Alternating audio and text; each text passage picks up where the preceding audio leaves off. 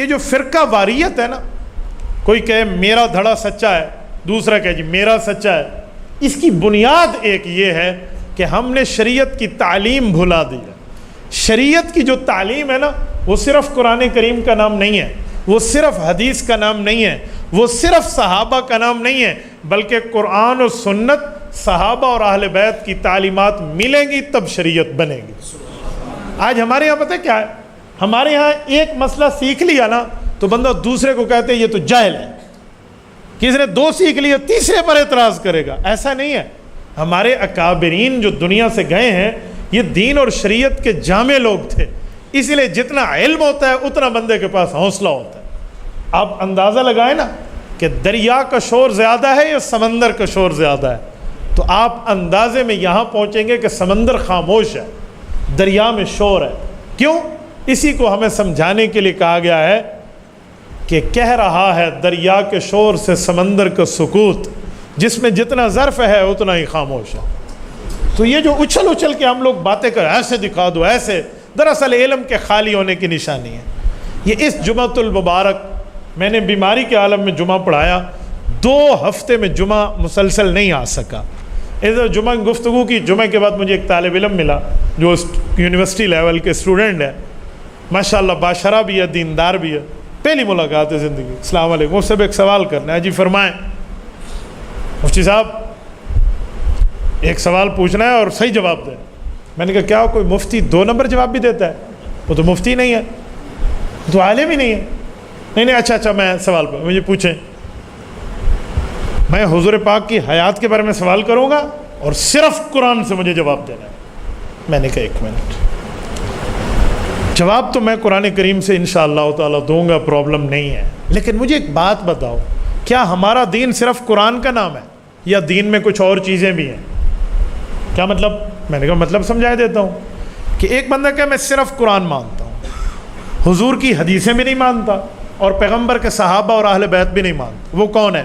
کہتے وہ تو بے ایمان ہے۔ تو میں نے کہا پھر آپ نے شرط کیوں لگائی ہے کہ صرف قرآن سے دکھاؤ؟ آپ کہتے ہیں قرآن سے بھی دکھائیں، صحیح حدیث ہو تو اس سے بھی دکھائیں، صحابہ کا فتویٰ اہل بیت کی تعلیمات ہو تو وہ بھی دکھائیں۔ کہتے ہاں کہنا تو مجھے یہی چاہیے۔ تو میں نے کہا پھر صرف قرآن کیوں کہا ہے؟ تھوڑا سا بچہ ہے نا، خاموش ہوا۔ تو میں نے کہا میں ایک بات کہوں؟ کہتے جی۔ میں نے کہا آپ کی اٹھک بیٹھک کس کے ساتھ ہے؟ کہتے کیا مطلب؟ میں نے کہا آپ کو کوئی سوال سکھاتا ہے یا آپ کے ذہن میں خود سوال آیا؟ تو دائیں بائیں دیکھ کے کہتے ہیں جی میں کو ایک بندے سکھایا ہے۔ میں نے کہا وہ آدمی کون ہے؟ وہ کہتے جی وہ اشاعت التوحید کا دوست ہے۔ میں نے کہا بس پھر مجھے سمجھ آ گئی ہے، جب ڈاکٹر کے پاس بندہ جائے اور کہے مجھے کھانسی آتی ہے تو ڈاکٹر بغیر ہاتھ لگائے نبض کو کہے گا کوئی ٹھنڈی چیز کھائی تھی۔ تو جب تو نے کہا نا مجھے صرف قرآن چاہیے تو بہت اچھی طرح سمجھ آ گیا تیرا اٹھک بیٹھک کس کے ساتھ ہے۔ میں نے کہا بیٹا قرآن کریم سے جواب تو آئے گا لیکن ایک سوال کرتا ہوں۔ کہتے جی۔ میں نے کہا جی میں ایک بات پوچھتا ہوں، اگر مسئلہ قرآن میں نہ ہو تو آپ اس بھائی کو کہیں پھر نہیں مانیں گے؟ کہتے جی ہاں۔ میں نے کہا 5 اذانیں جھوٹی ہیں یا سچی ہیں جو دن میں دیتے ہیں؟ سچی ہیں۔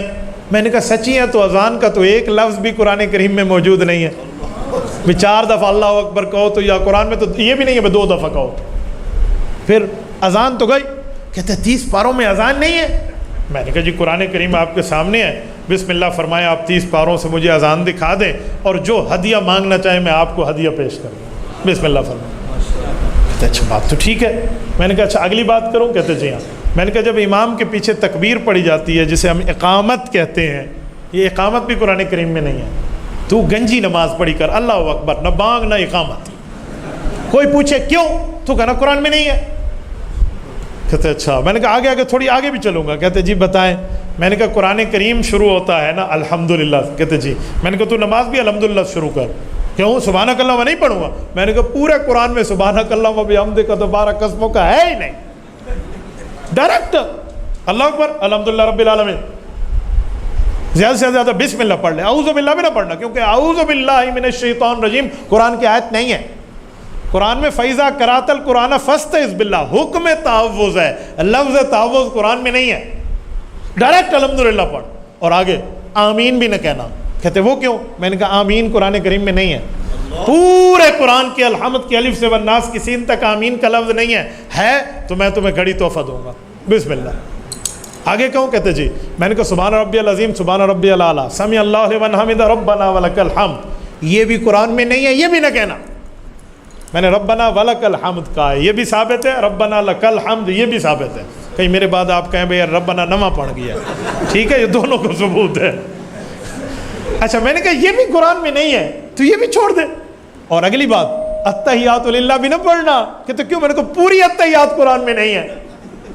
اچھا اگلی بات درود شریف بھی نہ پڑھنا، اللہم صلی اللہ علیہ وبارک پورے قرآن میں نہیں ہے۔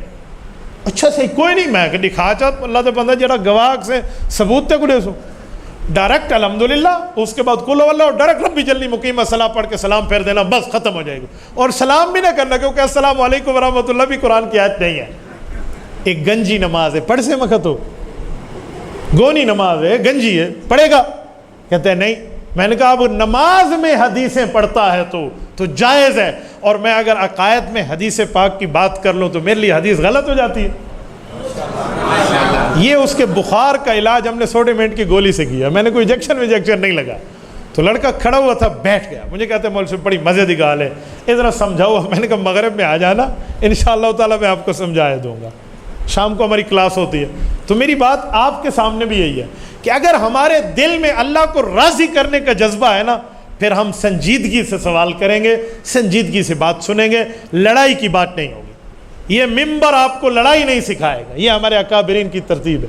ہم دلیل سمجھائیں گے، دلیل بتائیں گے، دلیل سے آگے سمجھائیں گے۔